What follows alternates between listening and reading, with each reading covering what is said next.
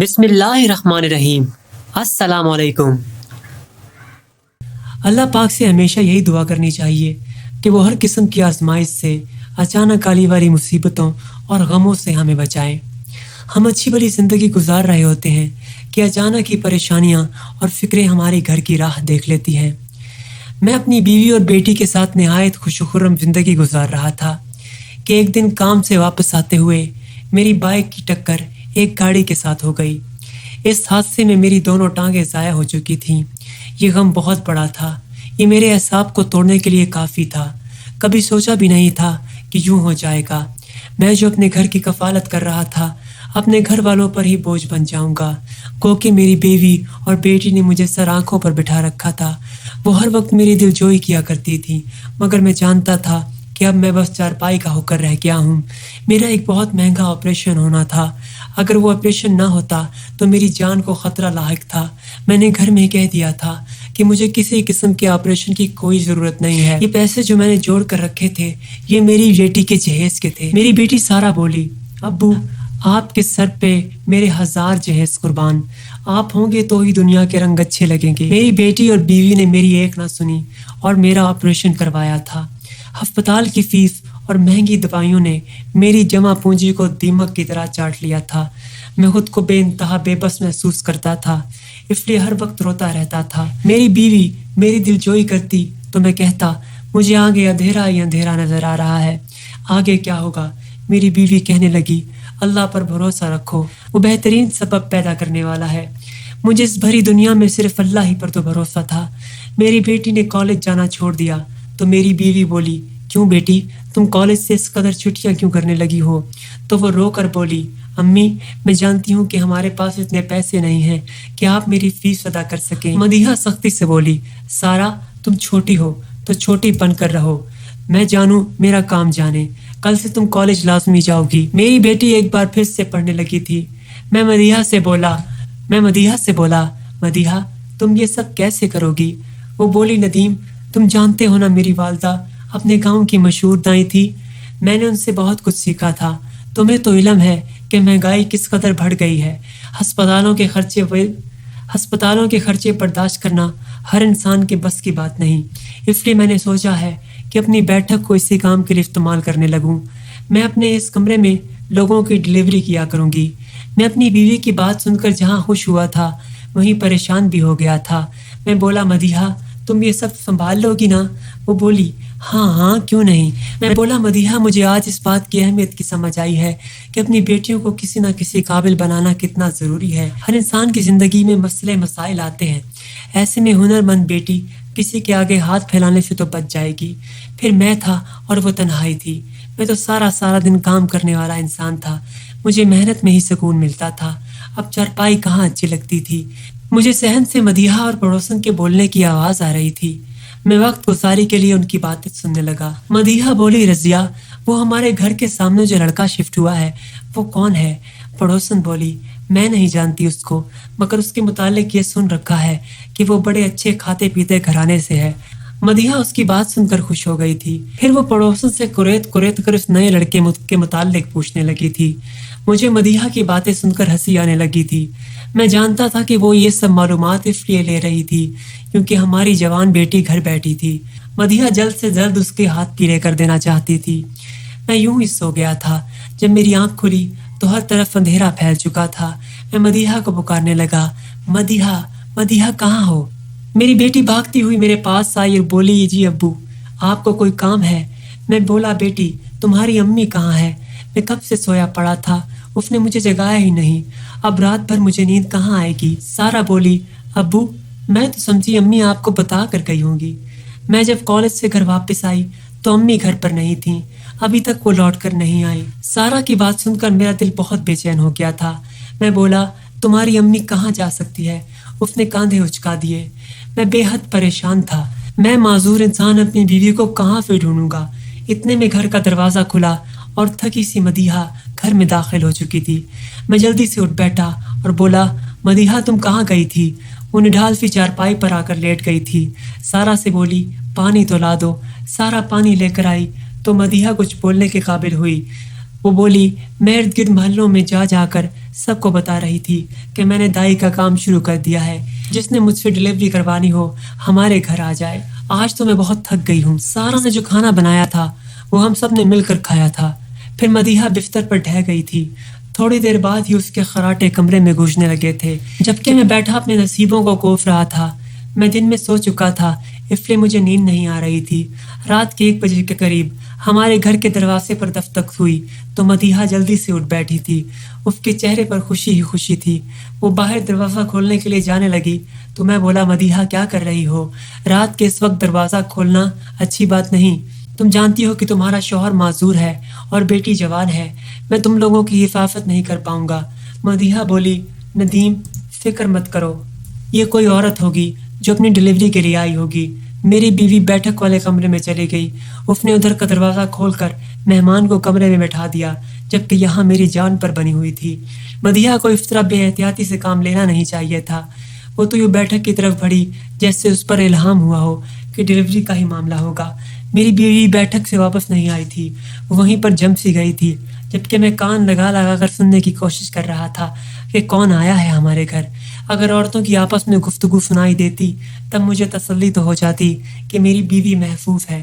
خیر یوں ہی پریشانی میں رات کٹ گئی۔ صبح کے 4 بجے میری بیوی کمرے میں داخل ہوئی تو وہ بہت تھکی ہوئی لگ رہی تھی۔ اتنا نڈھال میں نے اسے پہلے کبھی نہیں دیکھا تھا۔ میں بولا، کیا بات ہے مدیحہ، بیٹھک میں کون تھا؟ مدیحہ بولی، ڈلیوری کروانے 2 عورتیں آئی تھیں، مگر بیچاری کا بچہ مردہ پیدا ہوا ہے، مگر یہ شکر ہے کہ اس نے مجھے اچھی خاصی رقم تھما دی ہے۔ میری بیوی نے پیسے مجھے پکڑا دیے تھے۔ میں اتنی بڑی رقم دیکھ کر حیران رہ چکا تھا، مگر منہ سے کچھ نہ بولا تھا۔ میں تو اس بات میں کھویا ہوا تھا کہ اگر ہمارے گھر ڈلیوری ہوئی ہے تو مجھے کوئی آواز کیوں نہ سنائی دی۔ خیر میں چپ چاپ لیٹ گیا تھا۔ مدیحہ صبح ہونے پر گھر کے کاموں میں لگ چکی تھی۔ مجھے اس پر بے انتہا ترس آ رہا تھا کہ اس بیچاری کو میری وجہ سے کیا کیا برداشت کرنا پڑا تھا۔ مدیحہ بولی، ندیم مجھے دن بھر تمہاری خدمت کرنا ہوتی ہے، تم بھی بار بار چیزیں مانگتے ہو، اس لیے میں نے لوگوں کو کہہ دیا ہے کہ میں دن میں کوئی کیس نہیں لوں گی۔ میرے پاس جو بھی کیس آئے گا وہ رات میں ہی آئے گا۔ میں اس کی بات سن کر تڑپ گیا تھا۔ میں بولا، مدیحہ تم مشین نہیں ہو، تمہیں بھی آرام کی ضرورت ہے۔ دن بھر تم میری خدمت کرنے کے بعد رات میں کیسے کیس لیا کرو گی؟ میری بات سن کر مدیحہ میری آنکھوں میں آنکھیں ڈال کر بولی، ندیم تم ہی بتاؤ، اس کے علاوہ کیا حل ہے ہمارے پاس؟ اس کے سوال کا جواب میرے پاس نہیں تھا، اس لیے میں خاموش ہو گیا تھا۔ میرے لیے خاموشی ہی بہتر تھی۔ جب انسان دوسروں پر بوجھ بن جاتا ہے تو اپنے منہ سے الفاظ نکالنے سے پہلے 1000 بار سوچتا ہے۔ خیر میری بیٹی صبح کالج چلی جاتی تھی، جبکہ میری بیوی میرا کام کرتی تھی۔ کبھی کھانا دے دیا تو کبھی مرہم لگا دیا۔ پھر رات کے 1-2 بجے کوئی نہ کوئی کیس آ جایا کرتا تھا جو میری بیوی کو ڈھیر پیسے دے جایا کرتی تھی۔ میں اپنی نظروں میں گرنے لگا تھا۔ میں سارا دن اداس رہتا، مگر مدیحہ بیچاری اتنی مصروف ہو چکی تھی کہ اس کے پاس میرے ساتھ بیٹھنے کے لیے بھی وقت نہیں ہوا کرتا تھا۔ خیر یوں ہی دن گزرتے جا رہے تھے۔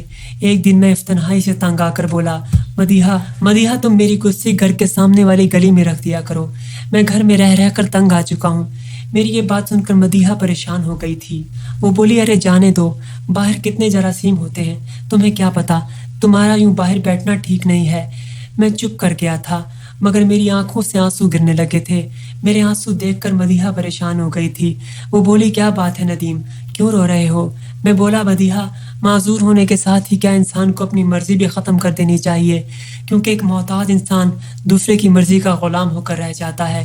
مدیحہ بولی، ندیم چھوٹی چھوٹی باتوں کو دل پر مت لیا کرو، میں ویسے ہی آج کل بہت پریشان رہتی ہوں۔ پھر وہ میری کرسی سڑک میں رکھائی تھی، میں ارد گرد کا جائزہ لینے میں مصروف تھا، تب میری نظر سامنے والے گھر پر پڑی۔ وہاں ایک عجیب سا نوجوان کھڑا تھا، وہ حلیے سے اوباش قسم کا لگ رہا تھا۔ میں نے اس پر غور کیا تو مجھے احساس ہوا کہ وہ بار بار میرے گھر کی جانب دیکھ رہا ہے۔ یہ منظر دیکھ کر تو میرا خون کھول اٹھا تھا۔ میرے گھر میں ایک عدد جوان بیٹی بھی تھی، مجھے اس کی فکر لگ گئی تھی۔ میری کرسی گھر سے ذرا آگے کر کے رکھی ہوئی تھی۔ میری بھرپور نظر اس جوان پر پڑی۔ وہ بڑا مضطرب سا کھڑا تھا، مگر پھر ایک دم اس کے چہرے پر مسکان آ گئی تھی۔ وہ بہت خوش نظر آ رہا تھا۔ میں نے پیچھے مڑ کر دیکھا تو مدیحہ دروازے میں کھڑی اس لڑکے کو ہاتھ سے اشارہ کر رہی تھی۔ وہ جلدی سے میرے گھر کی جانب آیا تو مدیحہ نے اسے ایک چٹ تھما دی۔ وہ خوشی خوشی واپس چلا گیا تھا۔ یہ منظر میرے لیے ناقابل برداشت تھا۔ میں نے بے حد غصے میں مدیحہ کو آواز دی تو وہ جلدی سے میری جانب لپکی۔ میں بولا میری کرسی واپس لے چلو۔ اس نے میری ویل چیئر گھر کھینچنا شروع کر دی اور مجھے گھر واپس لے آئی تھی۔ میں غصے سے بولا مدیحہ تم نے اس فباش لڑکے کو اشارہ کیوں کیا تھا؟ میری بات سن کر ایک دم مدیحہ غصے میں آ گئی اور بولی ندیم تمہارا دماغ تو ٹھیک ہے نا، یہ کس قسم کی باتیں کر رہے ہو؟ میں بھی بہت غصے میں تھا، اس لیے بولا مدیحہ تمہیں ایک بات بتاؤں، میری صرف ٹانگیں ضائع ہوئی ہیں، میری آنکھیں ضائع نہیں ہوئی۔ مدیحہ چڑھ کر بولی ندیم کاش تمہاری زبان ضائع ہو جاتی تو آج مجھے اس قسم کے الفاظ نہ سننے پڑتے۔ تبھی دروازے پر دستک ہوئی تو مدیحہ چپ کر گئی اور باہر نکل گئی۔ واپسی پر اس کے ہاتھ میں گھر کا سامان تھا۔ وہ غصے سے بولی اس سباش لڑکے سے یہ منگوایا تھا میں نے، کیونکہ ندیم تم تو معذور ہو چکے ہو اور مجھے دکان پر جانا اچھا نہیں لگتا، اس لیے اس بیچارے سے چیزیں منگوا لیتی ہوں۔ میں چپ کر گیا تھا۔ میں تو مدیحہ کی باتیں سن کر حیران تھا کہ وہ میرے ساتھ کس طرح زبان چلا رہی تھی، حالانکہ شادی کے 17 سال بعد بھی ہم میں کبھی لڑائی نہیں ہوئی تھی۔ میں جب بھی غصہ کرتا تھا تو مدیحہ خاموشی سے سنتی رہتی تھی۔ اب جب سے میں معذور ہوا تھا وہ بہت بدل گئی تھی، بات بے بات پر میری معذوری کے طعنے دیتی تھی۔ میں ان سب حالات سے بہت دل برداشتہ تھا۔ میری بیوی ہر شب بیٹھک میں ڈلیوری کا کیس لیا کرتی تھی، وہ ساری رات بیٹھک میں رہا کرتی تھی، مگر حیرت کی بات یہ ہے کہ میں نے کبھی کسی لڑکی یا بچے کے رونے کی آواز نہیں سنی تھی۔ میں جب بھی مدیحہ سے اس متعلق پوچھتا تو وہ کہتی بچہ تو مردہ پیدا ہوا تھا، اب ایک دن کے بچے کے لیے ماں نے کیا بہن ڈالنے تھے، بس صبر کر لیا اس نے۔ مدیحہ کے بیان میں بہت سی ایسی باتیں تھیں جو مجھے پریشان کر رہی تھیں۔ ہمارے آس پاس کے محلوں میں اتنی حاملہ عورتیں کہاں سے آئیں کہ ہر شب بھی ڈلیوری کیس اس کے پاس آنے لگا تھا۔ دوسری بات یہ کہ سب کے سب بچے مر جایا کرتے تھے، پھر بچے کے مرنے کی خبر سن کر سب ماں ہی صبر کیسے کر لیا کرتی تھی۔ مجھے اب بہت گھبراہٹ ہونے لگی تھی، مجھے اپنی بیوی پر شک ہونے لگا تھا کہ شاید وہ دائی کا کام اچھے طریقے سے نہیں جانتی، تو بس پیسوں کے لالچ میں لوگوں کے کیس لیا کرتی ہے اور ان کے بچے اپنی نااہلی کے سبب مار دیا کرتی ہے۔ اگر یہ بات اس محلے سے نکل جاتی تو یقیناً میری بیوی جیل کی سلاخوں کے پیچھے ہوتی۔ ان حالات میں میری بیٹی نے بھی کہاں محفوظ رہنا تھا، اس لیے میں ان سب حالات سے بہت پریشان تھا۔ میں نے سوچ لیا تھا کہ میں سارا سے مدد لوں گا، کیونکہ میں خود تو چلنے پھرنے کے قابل نہیں تھا۔ شام میں جب مدیحہ گھر سے نکلی تو میں نے سارا کو اپنے پاس بلا لیا۔ میں بولا سارا بیٹا مجھے تم سے ایک کام ہے، مگر مجھ سے وعدہ کرو کہ تم اس متعلق کسی کو کچھ نہیں بتاؤ گی۔ سارا پریشان ہو گئی تھی، وہ بولی سب خیریت تو ہے نا؟ میں نے نفی میں سر ہلا دیا اور بولا بیٹی خیریت نہیں ہے، اس لیے تو تم سے مدد مانگ رہا ہوں۔ میں نے ساری بات سارا کو سمجھا دی تھی۔ اس نے مجھ سے وعدہ کر لیا تھا کہ وہ میری خاطر اپنی ماں کی جاسوسی ضرور کرے گی۔ رات ہو چکی تھی، مدیحہ ایک بار پھر سے بیٹھک میں چلی گئی تھی۔ سارا چوری چھپے اٹھی اور میرے پاس آ کر بولی ابو میں امی کا راز معلوم کرنے جا رہی ہوں۔ میں نے اس کے سر پر پیار دے کر اسے رخصت کر دیا تھا، جبکہ میرا دل بہت بری طرح کانپ رہا تھا۔ نہ جانے آج میری بیوی کا کون سا راز میرے سامنے آنے والا تھا۔ خیر میں دعائیں کرتا رہا۔ اب ندا کو گئے 5 منٹ بھی نہ ہوئے تھے کہ میں نے سارا کو بھاگ کر آتے ہوئے دیکھا۔ وہ آتے ہی اپنے بستر پر ڈھہ گئی تھی اور سونے کا ناٹک کرنے لگی تھی۔ تھوڑی دیر بعد میری بیوی بھی آ گئی، اس کا رخ میری بیٹی کے کمرے کی جانب تھا۔ وہ سارا کے کمرے میں شاید یہ تصدیق کرنے گئی تھی کہ وہ سو رہی ہے یا جاگ رہی ہے۔ تھوڑی دیر بعد مدیحہ بھی اپنے بستر پر آ کر لیٹ گئی تھی۔ آج وہ اتنی جلدی کیسے فارغ ہو گئی تھی؟ اس کا تو یہی مطلب تھا نا کہ دال میں کچھ کالا تھا۔ اب مجھ سے انتظار نہیں ہو رہا تھا کہ کب صبح ہوگی اور کب میں بیٹی سے بات کروں گا۔ اللہ اللہ کر کے صبح ہو چکی تھی۔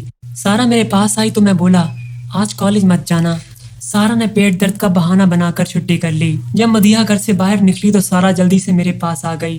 وہ بولی امی ہم پہ جھوٹ بولتی ہیں، کمرے میں کوئی حاملہ عورت نہیں تھی، بلکہ اگر میں صحیح کہوں کہ وہاں تو سرے سے کوئی عورت موجود ہی نہیں تھی تو یہ زیادہ مناسب ہوگا۔ ابو بیٹھک میں امی کے ساتھ ایک جوان لڑکا تھا، وہی جو نیا ہمارے محلے میں شفٹ ہوا ہے اور سارا دن باہر سڑک میں کھڑا لڑکیوں کی جانب تانکا جھانکی کرتا ہے۔ اپنی بیٹی کی یہ بات سن کر میں کانپ گیا تھا۔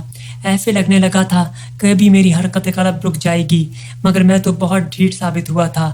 میں تو کار کے حادثے میں بھی بچ گیا تھا۔ میں نے سارا سے کہہ دیا کہ آج رات تم بھی مجھے بیٹھک کی طرف لے چلو گی، میں ساری حقیقت معلوم کرنا چاہتا ہوں۔ سارا نے سر ہلا دیا۔ میں سارا دن بہت پریشان رہا تھا، ہر گزرتی گھڑی قیامت کی طرح گزر رہی تھی۔ پھر رات کا اندھیرا چھانے لگا، تو مجھے ہر چیز سے خوف آنے لگا تھا، جیسے اس اندھیرے میں سب کچھ تباہ ہو جائے گا۔ رات ہوئی، میری بیوی بیٹھک میں چلی گئی تھی تو سارا میرے پاس آ گئی۔ اس نے مجھے ویل چیئر پر بٹھایا اور مجھے بیٹھک کی طرف لے گئی تھی۔ اس نے میری کرسی کھڑکی کے پاس جا کر روک دی تھی۔ سامنے کا منظر روح دہلا دینے والا تھا، کیونکہ میری بیوی سچ میں پڑوسی کے ساتھ کھڑی بات چیت کر رہی تھی۔ میں نے سارا کو اشارہ کیا کہ میری کرسی کمرے میں لے چلو۔ اس نے ایسا ہی کیا۔ جب مدیحہ کی نظر مجھ پر پڑی تو وہ شدید گھبرا گئی تھی۔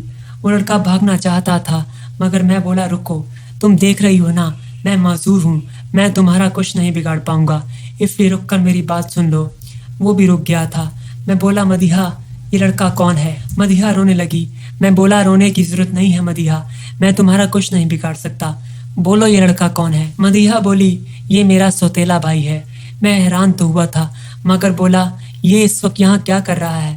مدیحہ بولی ندیم تم تو جانتے ہو ابو نے امی سے چھپ کر خفیہ شادی کر رکھی تھی۔ جب ابو کا انتقال ہوا تو یہ مدعا کھلا کہ ان کی ایک بیوی اور بیٹا بھی تھا۔ بیٹا لفنگا سا تھا، چھوٹی عمر میں ہی نشے کرنے لگا تھا۔ اس کی والدہ بھی ابو کے انتقال کے بعد انتقال کر گئی تھیں۔ میں نے آس پاس سے سن رکھا تھا کہ میرے بھائی نے غلط سرگرمیوں میں قدم رکھا ہوا ہے۔ جب تم معذور ہوئے تو ہر طرف سے راستے بند ہو گئے تھے، کوئی آسرا نہیں بچا تھا۔ تب میں نے بڑی مشکل سے اپنے سوتیلے بھائی کو ڈھونڈا تھا۔ میں نے اس سے مدد کا تقاضا کیا تھا، کیونکہ میرا سگا رشتہ تو کوئی بچا نہیں تھا۔ یہ بولا باجی میں مدد کر دوں گا، مگر کتنے دن مدد کر پاؤں گا؟ تم میرے ساتھ مل کر بزنس کیوں نہیں کرتی؟ میں بولی کون سا بزنس؟ تو یہ کہنے لگا میں نشہ فروخت کرتا ہوں، تم نے ڈیلر سے نشہ لے کر اپنے گھر میں رکھنا ہے، میں رات کے وقت آ کر لے جایا کروں گا۔ یہ کام اتنا مشکل نہیں تھا، اس لیے میں اس کے ساتھ شامل ہو گئی۔ اس نے ہمارے محلے میں گھر بھی لے لیا تھا۔ میں اس وقت اپنے بھائی کو نشہ تھما کر رخصت کر دیتی تھی اور خود اللہ سے معافی مانگتی رہتی تھی۔ میں جانتی تھی کہ میں جو بھی کر رہی ہوں وہ غلط تھا، اس لیے میں ساری رات عبادت میں مصروف رہتی تھی۔ میں دنگ رہ گیا تھا۔ میری بیٹی بھی رو رہی تھی۔ وہ کہنے لگی امی آج تک آپ ہمیں حرام کھلاتی رہی ہیں کیا؟ میں چپ چاپ یہ منظر دیکھ رہا تھا۔ تب سارا بولی امی آپ اس کام سے توبہ کر لیں، آپ اور ابو گھر میں بیٹھیں گے، میں کسی نجی اسکول میں ملازمت کر لوں گی تاکہ ہمارا خرچ پورا ہوتا رہے۔ میں مدیحہ سے بہت ناراض تھا، اس لیے اپنی کرسی گھسیٹ کر وہاں سے چلا گیا تھا۔ سارا کی کالج کی پڑھائی مکمل ہو چکی تھی، اس کا بس رزلٹ آنے والا رہتا تھا، اس لیے اس نے ایک نجی اسکول میں ملازمت کر لی تھی۔ ایک دن مدیحہ میرے قدموں میں گر کر رونے لگی اور بولی ندیم اگر تم نے مجھے زندگی میں ایک بار بھی میرے لیے پیار محسوس کیا ہو تو مجھے معاف کر دینا۔ مدیحہ بہت اچھی عورت تھی، اس سے ایک بار غلطی ہو گئی تھی، اس لیے میں نے اسے معاف کر دیا تھا۔ اس نے سارا کے اسکول میں کینٹین سنبھال لی تھی۔ وہ دونوں ماں بیٹی ایک ساتھ گھر سے نکلتی اور ایک ساتھ ہی واپس آیا کرتی تھیں، اس لیے میں ان کی طرف سے بے فکر ہو گیا تھا۔ مجھے اللہ پر بھروسہ ہے کہ وہ آنے والے وقت میں ہم پر مزید کرم کرے گا۔ میری بیٹی بیاہ کر ایک اچھے گھر میں چلی جائے گی۔